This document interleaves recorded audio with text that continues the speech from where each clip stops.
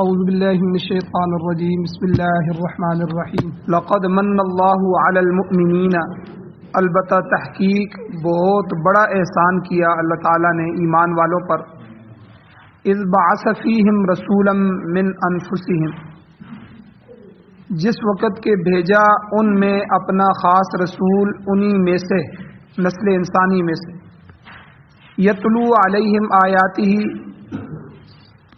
اس کی بعثت کا مقصد کیا ہے اس پیغمبر کے آنے کا کہ وہ ان پر اس اللہ کی آیات کو تلاوت کرتا ہے، وَيُزَكِّيهِمْ، اور ان کا تزکیہ کرتا ہے، ان کو پاک صاف کرتا ہے، وَيُعَلِّمُهُمُ الْكِتَابَ، اور ان کو کتاب یعنی قرآن مجید کی تعلیم دیتا ہے، اس کی تفسیر سکھاتا ہے، وَالْحِكْمَةَ، اور ان کو حکمت کی، دانائی کی اور احادیث مبارکہ کی اور سنت کی تعلیم دیتا ہے، وَإِن كَانُوا مِن قَبْلُ لَفِي ضَلَالٍ مُبِينٍ، اور اس سے پہلے یہ لوگ کھلی گمراہی کے اندر تھے۔ سورہ آل عمران کی آیت نمبر 164 ہے، آپ نے اس کا ترجمہ سنا، اس کے 3-4 درس پہلے گزر چکے ہیں،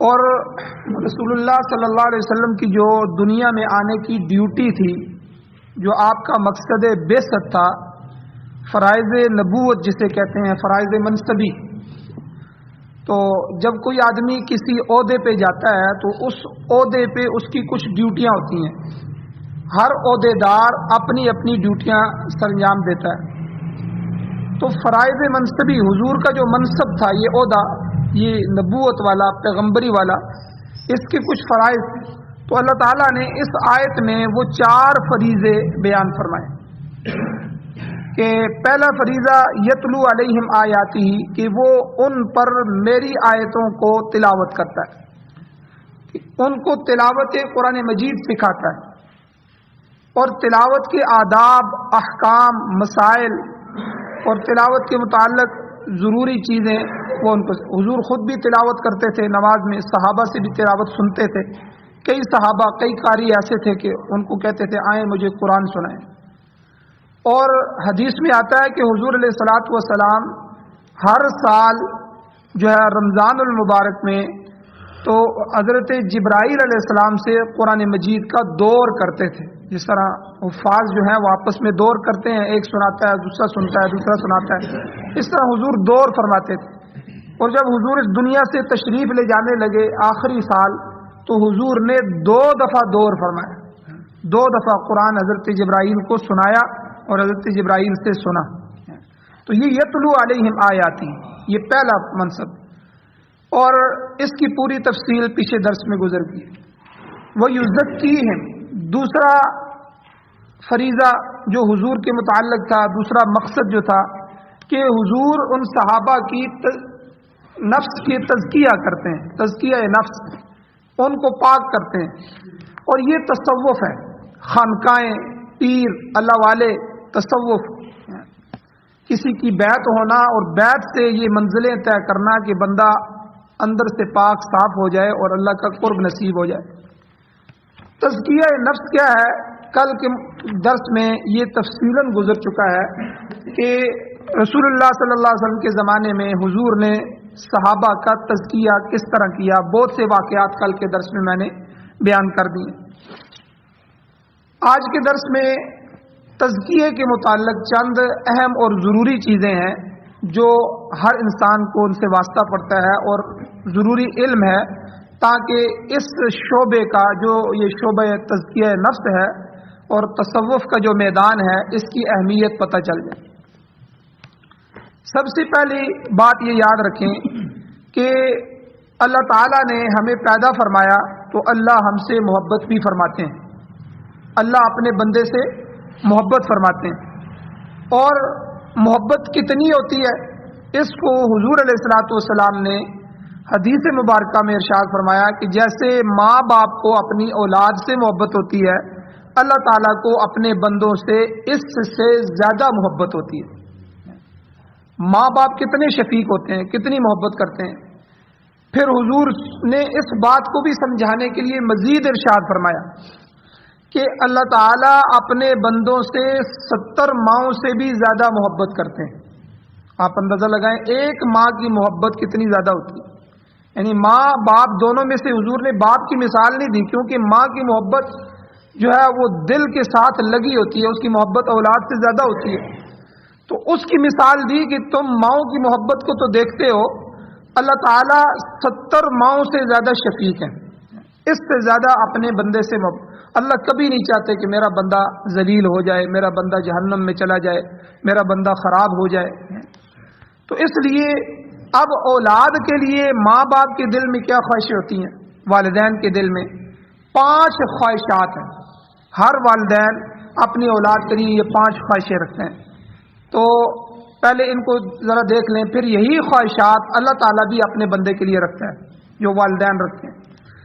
والدین کی خواہشات کیا ہیں؟ نمبر 1، والدین یہ چاہتے ہیں کہ ہماری اولاد ہماری تابع دار ہو، ہماری بات مانے، ہم سے مشورہ کرے، ہمارے حکم پر چلے، بہت نیک ہو، اتنی نیک ہو کہ ہم اس سے خوش ہو جائیں، وہ ہم سے خوش رہیں، کسی وقت ناراضگی نہ ہو. یہ ہر ماں باپ کی خواہش ہوتی ہے اپنی اولاد کے متعلق.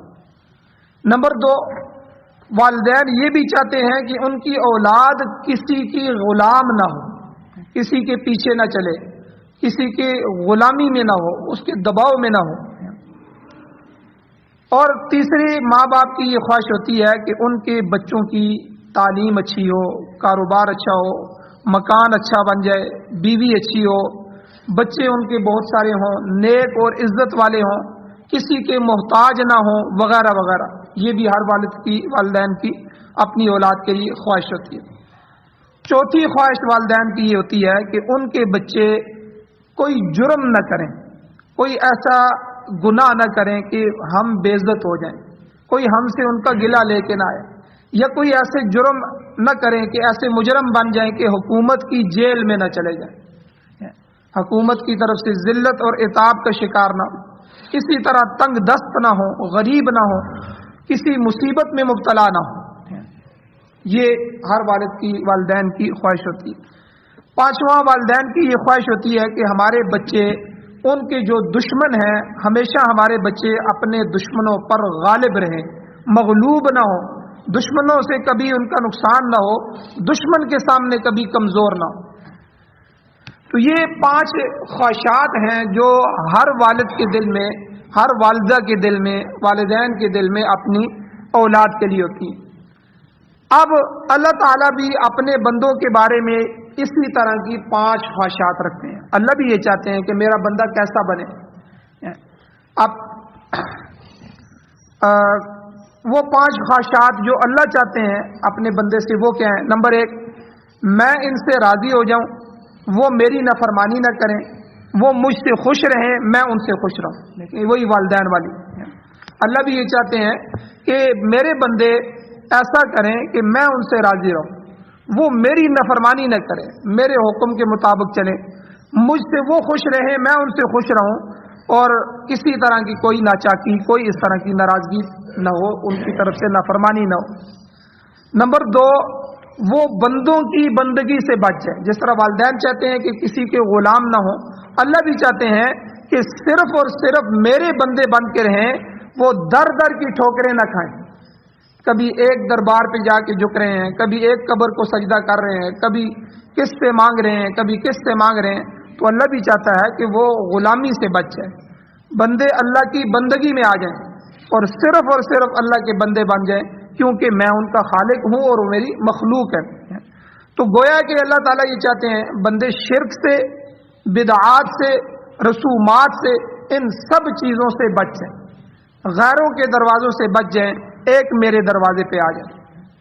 اور تیسرا کہ جس طرح والدین چاہتے ہیں کہ میرے بچے کا مکان اچھا ہو، بیوی اچھی ہو، نعمتیں مل جائیں، اسی طرح اللہ تعالیٰ بھی چاہتے ہیں کہ میرے بندے جنت والے بن جائیں، جہاں ان کو حوریں ملیں گی، غلمان ملیں گے، بنگلے ہوں گے، اور ان کے محلات ہوں گے، اور باغات ہوں گے، اور طرح طرح کی نہریں ہوں گی. اللہ تعالیٰ نے قرآن مجید میں فرمایا کہ ان کے لیے دودھ کی نہریں ہوں گی، شراباً طہورا، پاکیزہ شراب جس میں نشہ نہیں ہوگا، بدمست نہیں ہوں گے، पाकीज़ा खूबसूरत शराब, शराबन तहूरा की नहरें जन्नतियों को मिलेंगी।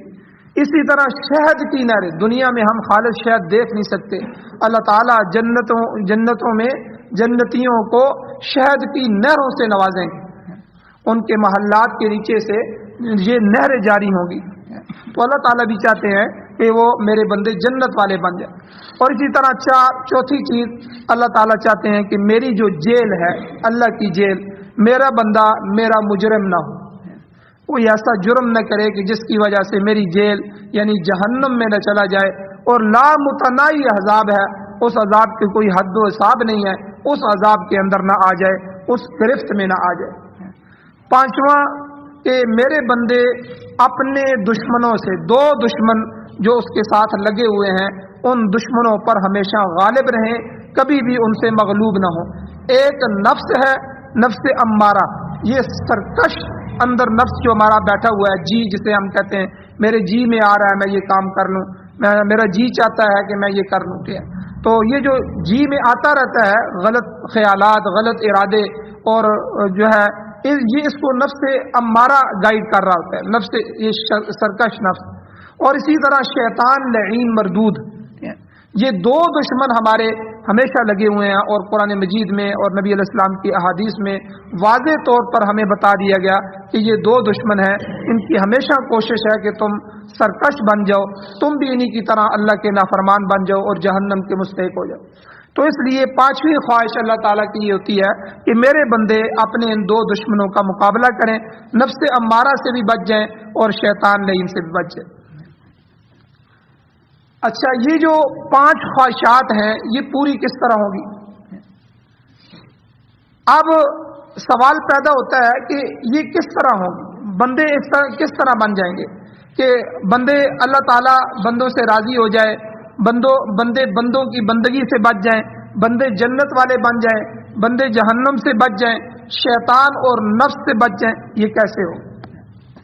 इसको समझने के लिए एक बात समझें कि दुनिया में भी कोई काम करने के लिए कोर्स होता है। कहते हैं जी फलां चीज का तुमने करनी है, कंप्यूटर का कोर्स कर लो, इंजीनियरिंग का कोर्स कर लो, डॉक्टर का कोर्स कर लो, ठीक है, मेडिकल का कोर्स कर लो, कोर्स होते हैं। तो कोर्स से जो है वो बात जल्दी समझ आ जाती है, हत्ता कि छोटी बड़ी कोई भी मामला हो उसके कोर्स बनाए गए हैं, कोर्स करने से इंसान उस चीज को हासिल कर लेता है। तो अल्लाह ताला ने रसूलुल्लाह सल्लल्लाहु अलैहि वसल्लम को अपने बंदों की जानब अपना नबी बनाकर मबूस फरमाया और आप अलैहिस्सलाम को ये दो कोर्स अता फरमाए। आप उम्मत को ये दो कोर्स दें और इन दो कोर्सों पर आप उनको चलाएं ताकि इनकी मुकम्मल इस्लाह हो जाए। एक कोर्स है इल्म का कोर्स, एक कोर्स है अमल का कोर्स, तक़वे का कोर्स, इत्तिबा सुन्नत का कोर्स। तो जैसे दो दुनिया में भी किसी चीज के बारे में दो चीजें होती है, डिग्री और तजर्बा, एक्सपीरियंस। आप किसी भी जगह जाते हैं तो सबसे पहले क्या कहते हैं, मेरे बेटे को डिग्री मिल जाए, वो इंजीनियर की डिग्री हो, वकालत की डिग्री हो, या डॉक्टरी की मेडिकल की डिग्री हो, ये डॉक्टर बन जाए, डिग्री मिल जाए। अब डिग्री मिल जाती है तो किसी अच्छी अस्पताल में ये किसी अच्छे डॉक्टर के साथ रह के थोड़ा सा तजर्बा सीख ले, एक्सपीरियंस इसका हो जाए। क्योंकि किसी जगह जब भी बच्चा जाता है उससे ये दोनों चीजें पूछी जाती हैं, आपकी डिग्री किस यूनिवर्सिटी की है, आपने ये तालीम इल्म कहाँ से हासिल किया, दूसरा आपका एक्सपीरियंस कितना है, किसी बड़े डॉक्टर किसी बड़े इंजीनियर के साथ आपने काम किया है, अगर उसने काम किया होगा उसका तजर्बा उस मैदान में हो जाएगा। ये दो चीजें आप बता देंगे आपको वो फौरन नौकरी पे रख लेंगे। अच्छा जी इसने तो फलां जगह से इल्म हासिल किया है, बस उनकी सनद काफी है, और फलां बड़े इंजीनियर के साथ इसने काम किया, एक्सपीरियंस है, ठीक है जी आ जाओ आप काम, वो आंखें बंद करके उसकी। तो इसी तरह हुजूर अलैहिस्सलातु वस्सलाम चूंकि हमारे मुरब्बी है, हमारे पीर है, हुजूर अलैहिस्सलातु वस्सलाम हमारे मुस्लिह है, इस्लाह करने वाले, तो इसलिए अल्लाह ताला ने ये दो कोर्स हुजूर को अता फरमाए, इल्म का कोर्स और जो है अमल का कोर्स, तक़वे का कोर्स, तजर्बे का कोर्स, और ये सारे कोर्स। तो अब इन कोर्सों के जरिए ये 5 मकासद हासिल होंगे। ये जो 5 मकसद अल्लाह चाहते हैं कि इन्हीं कोर्सों के जरिए क्या होगा, बंदे अल्लाह से राजी होंगे, अल्लाह बंदों से राजी हो जाएगा। और बंदों की बंदगी से और गुलामी से निकल जाएंगे, दर दर की ठोकरों से निकल कर अपने खालिक, अपने मालिक और अपने राज़िक के बंदे बन जाएंगे, उसके दरवाजे पे आ जाएंगे। तीसरा, बंदे जन्नत वाले बन जाएंगे, महल्लात वाले, नहरों वाले, उनके मुस्तहिक बनेंगे, और जहन्नम से, अल्लाह की जेल से उनकी हिफाजत हो जाएगी। इसी तरह पांचवी चीज, नफ्स अम्मारा और शैतान लईन से इनकी जान छूट जाएगी। जब ये बंदा दोनों कोर्स कर लेता है तो अल्लाह ताला उनको ये आज़ाद अता फरमाते हैं। अब ये दो कोर्स कुरान मजीद में 4 जगह अल्लाह ने जिक्र फरमाए। ये जो आयत मैं आज के दर्स में पढ़ी है, ये आयत अल्लाह ने कुरान मजीद में 4 जगह जिक्र की है। आप अंदाजा लगाएं, एक दफा भी अल्लाह जिक्र करते इसकी अहमियत समझ आ जाती है। अल्लाह ने कह दिया फिर उसकी अहमियत है। अल्लाह ने पूरे कुरान मजीद में इन आयात को, इस मजमून को, ये एक ही जैसा मजमून है, अल्लाह ने 4 जगह जिक्र किया। मैं आपके सामने वो चारों आयतें रखता हूं, आपको समझ आएगा कि ये कोर्स कितना जरूरी है। सबसे पहली आयत सूरह बकरा की आयत नंबर 120 है। अल्लाह फरमाते हैं रब्बना वबअस फीहिम रसूला। ये इब्राहीम अलैहिस्सलाम की दुआ है। जब उन्होंने बैतुल्लाह की तामीर मुकम्मल फरमा ली तो उन्होंने अल्लाह से एक दुआ मांगी, बड़ी कीमती दुआ है, ऐ मेरे रब वबअस फीहिम रसूला, मैं आपसे, ज़ाहिर बात है जब कोई बंदा काम करता है तो उसको उजरत दी जाती है, मजदूरी दी जाती है। अल्लाह मैंने आपका घर तामीर कर दिया, बैतुल्लाह की तामीर कर दी, अब मैं आपसे कुछ चाहता हूँ, मेरी ये जो नस्ल है अल्लाह वो अपना खास रसूल इस नस्ल में भेज। रब्बना वबअस फीहिम रसूला, अल्लाह वो जो नबी आखिर ज़मान की बातें हो रही हैं, वो आखिरी नबी आने वाला है जो आपका महबूब होगा, अल्लाह वो पैगंबर, वो रसूल मेरी इस नस्ल को अता फरमा। और वो आके क्या करेगा, यतलू अलैहिम आयातिका, अल्लाह वो आपकी आयतों को इन पर तिलावत करेगा, वो युअल्लिमुहुमुल किताब वल हिकमा, इनको किताब और हिकमत की तालीम देगा, वो युज़क्कीहिम, और इनका तज़किया नफ्स करेगा, इन्नका अंतल अज़ीज़ुल हकीम, बेशक अल्लाह आप ज़बरदस्त हिकमत वाले हैं। ये सूरह बकरा आयत नंबर 129। दूसरी आयत सूरह बकरा की है 151 नंबर आयत है। कमा अरसलना फीकुम रसूला, अल्लाह कहते हैं जैसा कि हमने भेजा, यहाँ नेमत और एहसान के तौर पर खुद अल्लाह जिक्र कर रहे हैं। कमा अरसलना, जैसा कि हमने भेजा है, फीकुम तुम्हारे दरमियान, रसूलम मिनकुम, एक रसूल, मिनकुम तुम में से ही, यतलू अलैकुम आयातिना, जो तुम्हारे ऊपर हमारी आयतों को तिलावत करता है, वो युज़क्कीकुम, और तुम्हारी इस्लाह करता है, तज़किया करता है, वो युअल्लिमुकुमुल किताब वल हिकमा, तुम्हें किताब और हिकमत की तालीम देता है, वो युअल्लिमुकुम मा लम तकूनू तालमून, तुम्हें उन चीज़ों की तालीम देता है जो तुम जानते नहीं, इससे पहले जानते नहीं थे, आके हुजूर ने तुम्हें उसकी तालीम। तीसरी आयत ये है जो आज के दर्स में हमने पढ़ी है, सूरह आले इमरान की आयत नंबर 164 है। दोबारा इसको बरकत के लिए पढ़ लेते हैं। लक़द मन्नल्लाहु अलल मुमिनीना इज़ बअसा फ़ीहिम रसूला, मैंने पहले भी बताया था अल्लाह ने इतने इनामात किए हैं, कभी एहसान नहीं जितलाया, लेकिन अपने पैगंबर को भेज के हमारे ऊपर एहसान जितलाया कि लक़द मन्नल्लाहु अलल मुमिनीना, अल्लाह ने बहुत बड़ा एहसान किया ईमान वालों पर, इज़ बअसा फ़ीहिम रसूला, जिस वक़्त अल्लाह ने उनमें अपना रसूल भेजा, मिन अनफुसिहिम, उसी नस्ल इंसानी में से, यतलू अलैहिम आयातिही, जो उन पर उस अल्लाह की आयतों को तिलावत करता है, वो युज़क्कीहिम, और उनका तज़किया करता है, वो युअल्लिमुहुमुल किताब वल हिकमा, उनको किताब और हिकमत की तालीम देता है, व इन कानू मिन क़ब्लु लफ़ी ज़लालिम मुबीन, इससे पहले ये लोग खुली गुमराही के अंदर थे।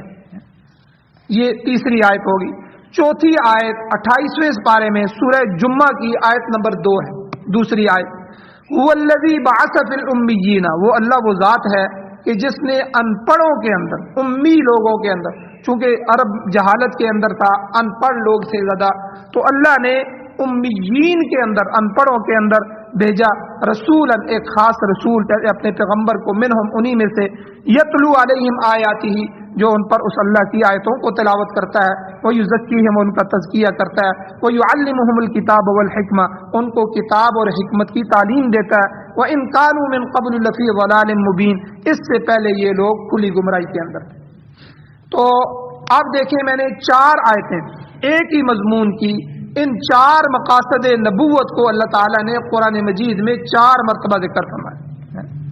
तो अब یہ 2 کورس ہیں، اللہ نے یہاں 2 کورس ذکر فرمائے ہیں کہ یہ 2 کورس اگر امت کر لے گی تو اس سے یہ 5 مقصد حاصل ہو جائیں گے جو میں نے پہلے بیان کیے ہیں۔ وہ 5 مقصد کیا ہیں کہ اللہ تعالیٰ نے چاہتے ہیں کہ میرے بندے میرے تابعدار بن جائیں، ہم اللہ کے تابعدار بن جائیں گے، بندے بندوں کی بندگی اور غلامی سے نکل جائیں گے، جنت والے بن جائیں گے، جہنم سے بچ جائیں گے، نفس اور شیطان ان پر غالب نہیں آ سکے گا۔ یہ 5 مقاصد ہیں۔ تو اللہ تعالیٰ نے حضور علیہ السلام کو حکم دیا کہ آپ یہ 2 کورس امت میں چلائیں، تو اب اس سے یہ 5 مقاصد ان کو حاصل ہو جائیں گے۔ اب ان کی تھوڑی سی تفصیل ہے یہ 2 کورس کی، کہ پہلا کورس نمبر 1 کیا ہے؟ علم ظاہری۔ علم 2 ہے، علم ظاہری، علم باطنی۔ موسیٰ علیہ السلام اور خضر علیہ السلام کا واقعہ آگے آئے گا 16ویں سپارے میں، کہ موسیٰ علیہ السلام کے پاس علم تشریع تھا، شریعت کا علم، ظاہر کا علم ہے، اور خضر علیہ السلام جن سے ان کی ملاقات کروائی گئی ان کو اللہ نے علم لدنی، علم تکوینی عطا فرمایا تھا۔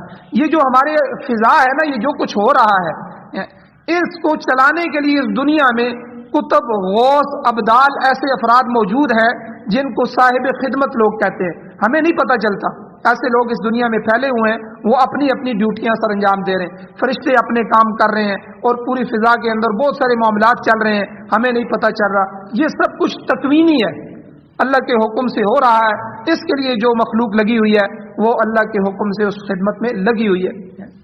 تو اب یہ جو علم ظاہری ہے تو اللہ تعالیٰ نے یہاں اس کو ذکر کیا، یتلو علیہم آیاتہ ویعلمہم الکتاب والحکمہ۔ یہ علم ظاہری ہے، یعنی ان پر قرآن کی آیتوں کو تلاوت کرنا، اس کتاب کی تفسیر ان کو بتانا، اور احادیث مبارکہ ان کو بتانا، حکمت۔ یہ 3 چیزیں۔ اس سے مراد کیا آ گیا کہ قرآن پاک زبانی سکھانا، تلاوت کر کے ناظرہ پڑھانا، اور قرآن پاک کے معانی بتانا، قرآن کے معنی اور تفسیر بتانا، اور احادیث مبارکہ سکھانا، سنت۔ یہ 3 چیزیں علم ظاہری میں آ جاتی ہیں، اور ان کو آپ دیکھ لیں، قرآن کی جو ناظرہ ہے وہ ہر مسجد میں پڑھایا جاتا ہے، اور قرآن کا جو حفظ ہے یہ حفظ کے مدارس آ گئے، اور قرآن کی تفسیر اور احادیث، قرآن و سنت کی تعلیم، یہ بڑے مدارس جو ہوتے ہیں کتابوں کے شعبہ کتب میں یہ آ گئے۔ یہ 3 میدان علم ظاہری کی ان مدارس نے سنبھالے۔ علم ظاہری یہ مدارس دے رہے ہیں، یتلو علیہم آیاتہ، اللہ کی قرآن کی تلاوت سکھاتے ہیں بچوں کو، ناظرہ یا حفظ، ویعلمہم الکتاب، یہ کتاب ہم سے کیا کہتی ہے، علماء کو یہ تفسیر سکھاتے ہیں۔ آگے پھر علماء جب عالم بن جاتے ہیں ہر مسجد میں جا کے اپنے لوگوں کو تفسیر سکھاتے ہیں، جس طرح ہم درس دے رہے ہیں۔ اسی طرح ویعلمہم الکتاب والحکمہ، احادیث مبارکہ، بخاری، مسلم، ابو داؤد، ترمذی، ابن ماجہ، اور یہ حدیث کی کتابیں علماء کو پڑھائی جاتی ہیں۔ تو یہ مدارس جو ہیں، حفظ کے مدارس، شعبہ کتب کے مدارس، ٹھیک ہے، یہ علم ظاہری کو چلا رہے ہیں۔ یہ ایک کورس یہ کروا رہے ہیں، 2 کورس حضور لے کے آئے، ایک کورس یہ کروا رہے ہیں۔ دوسرا کورس علم باطنی کا ہے، جو ہمارے باطن سے متعلق ہے، نفس و شیطان، تصوف، خانقاہیں، وہ یزکیہم۔ یہ 4 چیزیں اللہ نے بیان فرمائی، 3 چیزیں علم ظاہری سے آ گئی، ایک چیز علم باطنی سے آ گئی، وہ یزکیہم، تزکیہ نفس، یعنی نفس امارہ۔ یہ نفس کی 3 قسمیں ہیں، قرآن میں یہ تینوں قسمیں بیان ہوئی ہیں۔ ایک ہے نفس امارہ، امارہ امر سے ہے، یہ ہر وقت بندے کو حکم دے رہتا ہے، بلڈنگیں بناؤ، خواہشات دل میں پیدا کرتا رہتا ہے۔ اچھا یار اس کے پاس کوٹھی ہے، تو حالانکہ یہ اپنی زندگی میں نہیں بنا سکتا، اس کے پاس وسائل نہیں ہے، کوشش کرتے رہنا چاہیے حق حلال سے بن جائے، ورنہ اس کے پیچھے نہیں لگنا چاہیے، اسی کو مقصد نہیں بنانا چاہیے۔ ہم دنیا میں اسی کے لیے نہیں آئے، ہاں کوشش کے ہم مکلف ہیں، باقی مقدر پہ چھوڑ دیں۔ اللہ نے ہر ایک کی تقدیر میں ہر کچھ نہیں لکھا، نہ ہر ایک بندے کی ہر خواہش دنیا میں پوری ہو سکتی ہے، ایسا نہیں ہو سکتا۔ تو اس لیے یہ نفس جو امارہ ہے، وما ابرئ نفسی ان النفس لامارۃ بالسوء، 13واں سپارہ اللہ شروع، نفس امارہ بالسوء، یہ برائی کا حکم کرتا رہتا ہے، برائی کا حکم کرتا ہے۔ یار دیکھو وہ حرام کما رہا ہے، تم بھی کماؤ، وہ یہ کام کر رہا ہے تم بھی کرو، ٹھیک ہے، وہ اس طرف سے پیسے لا رہا ہے تم بھی لو۔ یہ ہر وقت جو ہے خواہشات پیدا کرتا رہتا ہے، نفس امارہ۔ پھر دوسرا نفس لوامہ ہے، 29ویں سپارے میں لا اقسم بیوم القیامہ ولا اقسم بالنفس اللوامہ. یہ نفس لوامہ، لوامہ ملامت سے، یہ بندے کو ملامت کرتا رہتا ہے اندر، جسے ہم کہتے ہیں نا ہمارا ضمیر یار ہمیں کہتا ہے یہ کام نہ کرو. اب چور چوری بھی کر رہا ہوتا ہے، گناہگار گناہ کر رہا ہوتا ہے، اس کا ضمیر اس کو کہتا ہے تو غلط کر رہا ہے، اندر کی آواز اسے کہتی ہے یہ کام تو ٹھیک نہیں کر رہا ہے، دیکھو بےزتی ہو جائے گی، جیل چلا جائے گا، لوگ پکڑ لیں گے، تیرے ماں باپ ذلیل ہو جائیں گے. یہ ہمارے اندر گناہ کرتے ہوئے بھی باتیں آتی رہتی ہیں.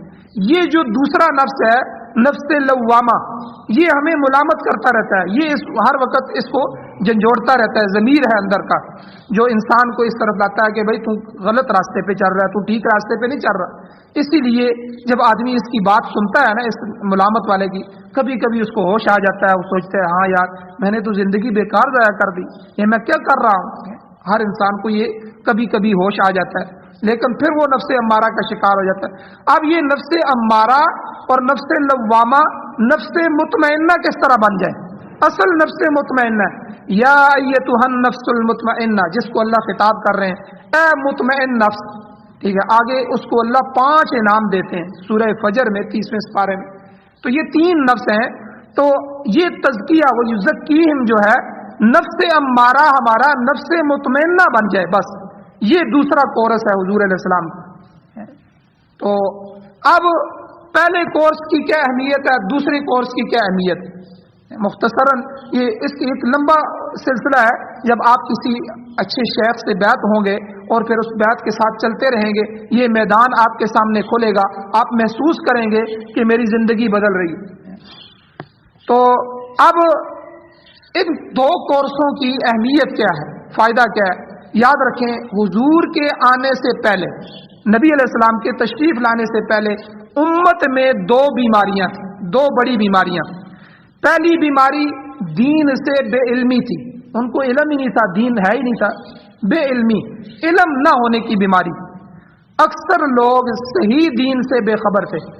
مشرکین مکہ، یہودی، عیسائی، تینوں بڑی قومیں اپنے آپ کو کہتی تھی ہم صحیح دین پہ ہیں، اور تینوں کہتے تھے ہم دین ابراہیمی پر ہیں. کیونکہ حضرت ابراہیم علیہ السلام کی نسل سے عیسائی بھی ہیں، یہودی بھی ہیں، یہ دونوں دین حضرت ابراہیمی ہے. کیونکہ ابراہیم علیہ السلام کی جو اولاد تھی حضرت اسماعیل علیہ السلام، اسحاق علیہ السلام، اسماعیل علیہ السلام سے تو حضور ایک ہی حضور علیہ السلام پیدا ہوئے. باقی اسحاق علیہ السلام سے آگے یعقوب علیہ السلام تھے، یعقوب علیہ السلام کے بیٹے یوسف علیہ السلام اور دوسرے بیٹے تھے. اس طرح چلتے چلتے موسیٰ علیہ السلام، اور موسیٰ علیہ السلام جو ہے وہ تو یہودیوں کے تورات ان پر نازل ہوئی.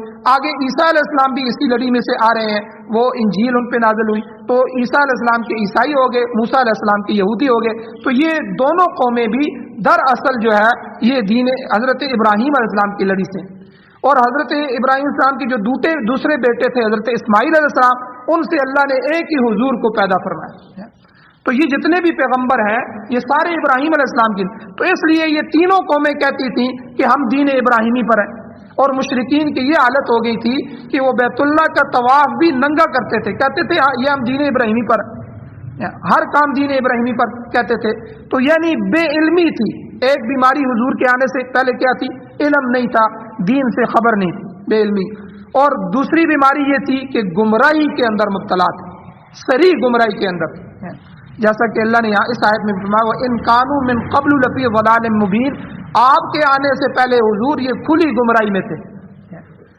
اب یہ گمراہی جو ان میں تھی، مشرکین میں یا اس معاشرے میں تھی، یہ گمراہی 5 طرح کی تھی.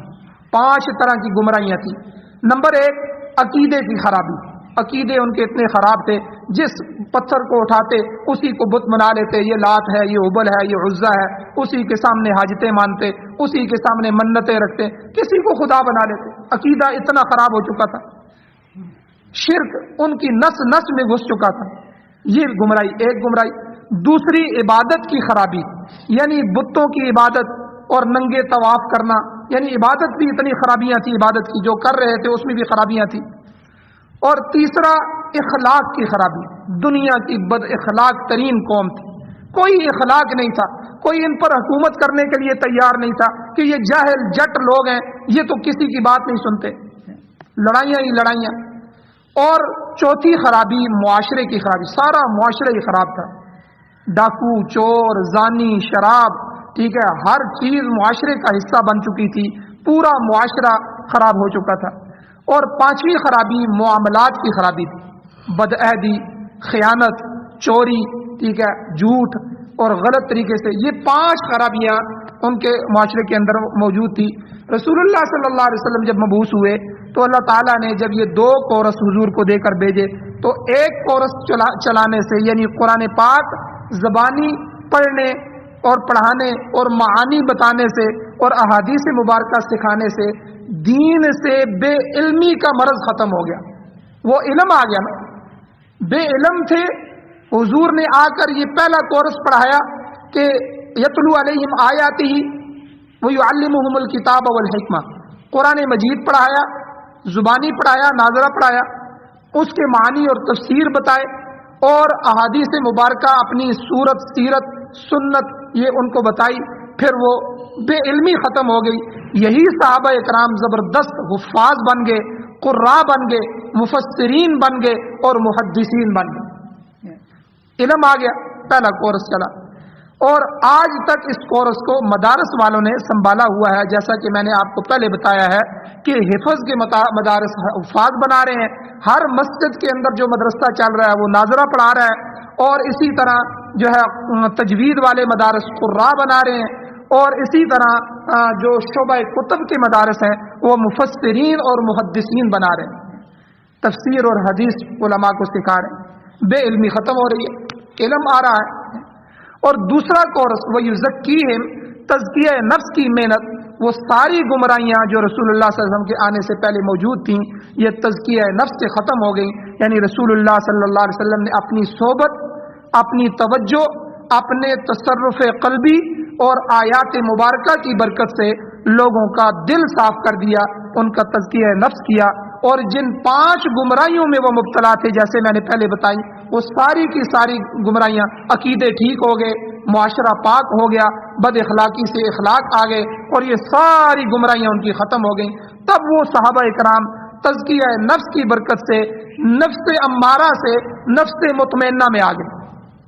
صحابہ جو پہلے گمراہیوں میں تھے تو نفس امارہ تھا، سرکش نفس کے ہاتھوں چڑھے ہوئے تھے، اللہ کے نبی نے توجہات فرمائی اور ان کا تزکیہ نفس کیا تو وہ نفس مطمئنہ ہو گئے، اور پھر اللہ نے وہ مقام دنیا میں عطا فرمایا کہ رضی اللہ عنہم ورضوا عنہ کا خطاب دیا کہ اے میرے نبی کے صحابہ، تم اس کورس کے بعد حضور کی توجہ، حضور کی صحبت اور حضور کی اس تزکیہ نفس کی وجہ سے تم ایسے پاک ہو گئے ہو کہ میں دنیا میں تمہیں یہ سرٹیفکیٹ ادا کر رہا ہوں، رضی اللہ عنہم ورضوا عنہ، اللہ تم سے راضی ہو گیا، تم اللہ سے راضی ہو۔ دنیا میں وہ مقام اور خوشخبری مل گئی، اور اللہ نے ہمیں بتایا کہ میں نے جب میرے پیغمبر نے یہ کورس چلا دیا، صحابہ بن گئے، ان کا تزکیہ نفس ہو گیا، پھر میں نے خود ان کا امتحان لیا۔ 26ویں سپارے میں سورہ حجرات میں اللہ فرماتے ہیں اولئک الذین امتحن اللہ قلوبہم للتقوی، میں نے ان کا امتحان لیا تقوی کے ساتھ، میں نے ان کے دلوں میں تقوی دیکھا، تقوی سے ان کے دل بھر گئے، ہر چیز میں صحابہ احتیاط کر رہے ہیں، ہر چیز میں بے شمار واقعات ہیں، میں یہاں سنانا نہیں چاہتا، آپ وقتاً فوقتاً سنتے ہیں کیسے یہ لوگ بن گئے، پوری دنیا میں ان کی مثالیں ہوں گی۔ اور جب انسان نفس مطمئنہ بن گئے پھر اللہ نے قرآن میں 5 انعام عطا فرمائے، اللہ کرے میرا اور آپ کا نفس بھی نفس مطمئنہ بن گئے۔ اللہ کہتے ہیں یا ایتھا النفس المطمئنہ، اے اطمینان والے نفس، ارجعی الی ربک، پہلا انعام اپنے رب کی طرف لوٹ جا۔ جب موت آتی ہے اللہ اس کو نفس مطمئنہ کو کہتے ہیں، جو انسان اپنی محنت کر کے جاتا ہے نیک، کہتے ہیں اے میرے نفس، اے مطمئن نفس، ارجعی الی ربک، میری طرف لوٹا۔ اب اللہ خود کہیں کہ میری طرف آ جا تو اس نفس کی کیا حالت ہوگی، یعنی علیین میں چلا جا۔ اور راضیتم مرضیہ، دوسرا انعام راضیتن، تیرا رب تجھ سے راضی ہو گیا، مرضیہ تو بھی رب سے راضی ہو گیا، تیسرا انعام۔ چوتھا فادخلی فی عبادی، میرے بندوں میں داخل ہو جا، وادخلی جنتی، میری جنت میں چلا جا۔ 5 انعام۔ جب انسان محنت کرتا ہے، تزکیہ نفس ہوتا ہے اور اپنے رگڑے لگاتا ہے اس نفس کو اور مجاہدہ کرتا ہے، نماز، روزہ، حج، زکوٰۃ اور تسبیحات، ذکر اور جو کچھ بھی تلقین کیا جاتا ہے اس سے جب اپنے نفس کو نفس مطمئنہ بنا لیتا ہے تو موت کے وقت اللہ یہ 5 انعام اس کو مخاطب کر کے دیتے ہیں. اللہ نے سورہ فجر کے اندر 30ویں سپارے میں بتا دیا کہ اللہ نے یہ 5 انعام اس کو بتا کرتے ہیں. اللہ تعالیٰ سے دعا ہے اللہ ہمیں عمل کی توفیق نصیب فرمائے. آمین. الحمدللہ رب العالمین والعاقبۃ للمتقین والصلاۃ والسلام علی رسولہ النبی الامی الکریم. یا اللہ ہماری کمیوں کوتاہیوں کو معاف فرمائیے، درگزر فرمائیے، صغیرہ کبیرہ گناہوں کو معاف فرمائیے. یا اللہ ہمارا نفس سرکش ہو چکا ہے، یا اللہ خواہشات سے دنیا بری ہوئی ہے، یا اللہ ہمیں اپنا تابع بنا. یا اللہ آپ خود ہماری اصلاح فرمائیے. یا اللہ ہمارے نفس کو پاک صاف فرمائیے. یا اللہ اس کو نفس مطمئنہ بنائیے. یا اللہ وہ خوشخبریاں ہمیں بھی عطا فرمائیے، اس کا مستحق بنائیے. یا اللہ حضور علیہ السلام کی سچی سچی محبت اور حضور کی تابعداری نصیب فرمائیے، حضور کی سنت کی اتباع نصیب فرمائیے. یا اللہ ہم سب کا خاتمہ ایمان پر فرمائیے. قرآن و سنت کو سننے، سمجھنے، عمل کرنے، اس کی اشاعت کرنے کی توفیق عطا فرمائیے. پاکستان سمیت پوری دنیا میں یا اللہ امارت اسلامیہ شریعہ خلافت راشدہ کا قیام نصیب فرمائیے، قرآن و سنت کا نظام نصیب فرمائیے.